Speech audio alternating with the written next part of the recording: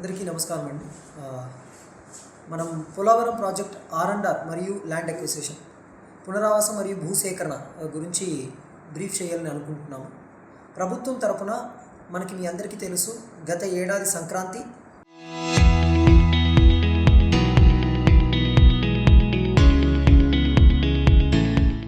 దీపావళి మరియు ఈ ఉగాది 3 కలిపి సుమారు 2,000 కోట్ల పైగా మనకి భూసేకరణ నష్టపరిహారం, R&R ప్యాకేజ్ అమౌంట్ మరియు మన కాలనీ పునరావాస కాలనీలు కడుతున్న వర్క్స్కి కూడా మనకి బడ్జెట్ రిలీజ్ చేయడం జరిగింది.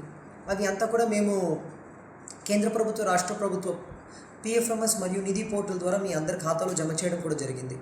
మీ అందరికీ తెలుసు, సుమారు 1.5 సంవత్సరం నుండి పోలవరం పునరావాసం మరియు భూసేకరణ పనులు చాలా వేగవంతం చేశాము. అదే విధముగా సెకండ్ ఫేజ్ 1B 2022 గోదావరి మహావరదల తర్వాత 17,000 మందిని ప్రభుత్వం గుర్తించారో వాళ్ళందరికీ సంబంధించిన ఈ R&R మరియు భూసేకరణ పనులను కూడా ప్రారంభించాము.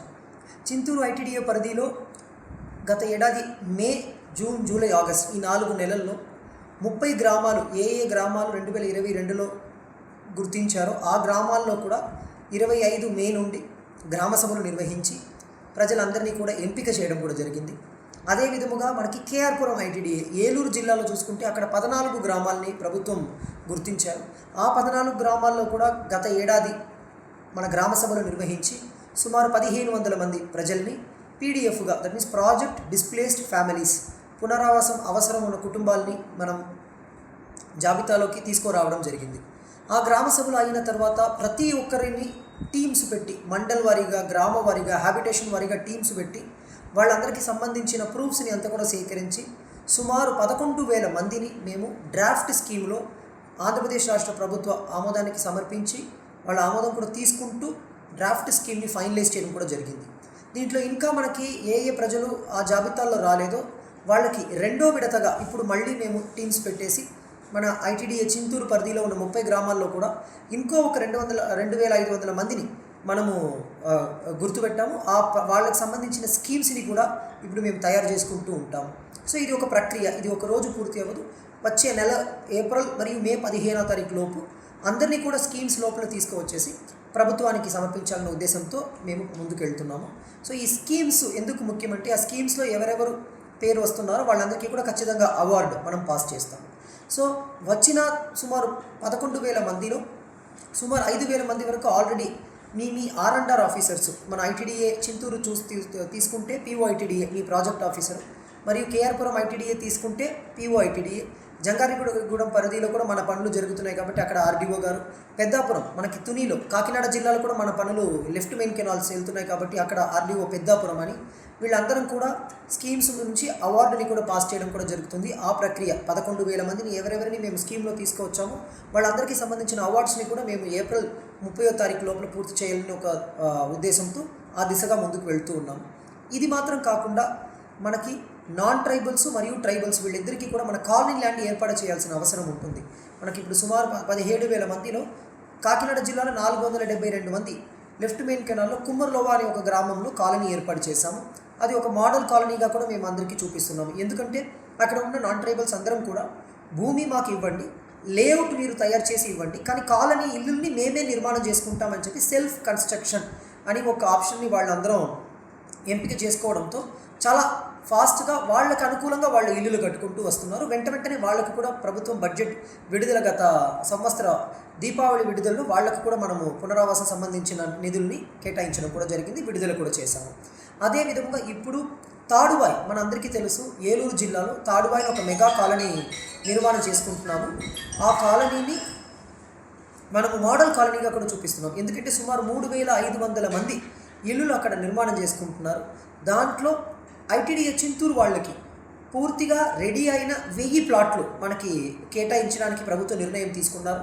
సో దానికి సంబంధించిన గ్రామ సభల్ని కూడా నేను కూడా PO ITDA మరియు నేను టేకుల బోరులో కూడా నిర్వహించడం కూడా జరిగింది. అక్కడ మొదటి విడతగా 1000 మంది నాన్ ట్రైబల్స్కి తాడువాయిలో ఆల్రెడీ టౌన్ నిర్మాణం చేసుకుంటున్నాము. అక్కడ అవైలబుల్గా ఉన్న 1000 ప్లాట్లని మనం ఇప్పుడు ఫస్ట్ ఫేజ్లో వాళ్ళకి అవార్డు పాస్ చేసి అక్కడ వాళ్ళకి పట్టాలు కూడా ఇవ్వబోతున్నాము.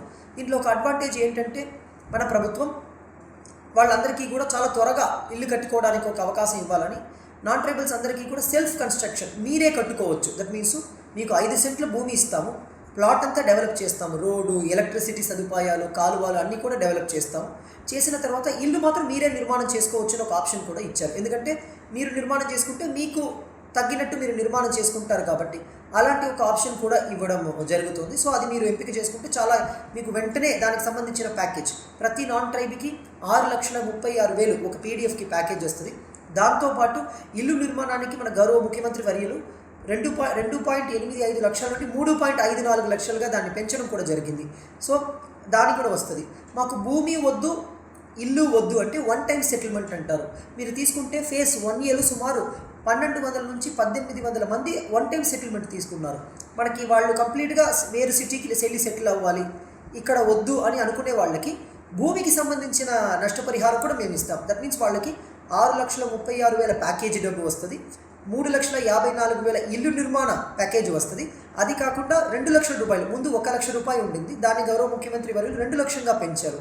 సో మొత్తం కలిపి సుమారు 12 లక్షల రూపాయలు ఒక వ్యక్తికి మనం ఇచ్చేస్తే వాళ్ళు 1 టైం సెటిల్మెంట్గా పూర్తిగా తీసుకొని వారు వేరెక్కడైనా, ఫర్ ఎగ్జాంపుల్ చిత్తూరులోనే ఎంతోమంది భద్రాచలంలో మేము సెటిల్ అవ్వాలి, సో మాకు 1 టైం సెటిల్మెంట్ ఇవ్వండి అని కూడా అంటున్నారు.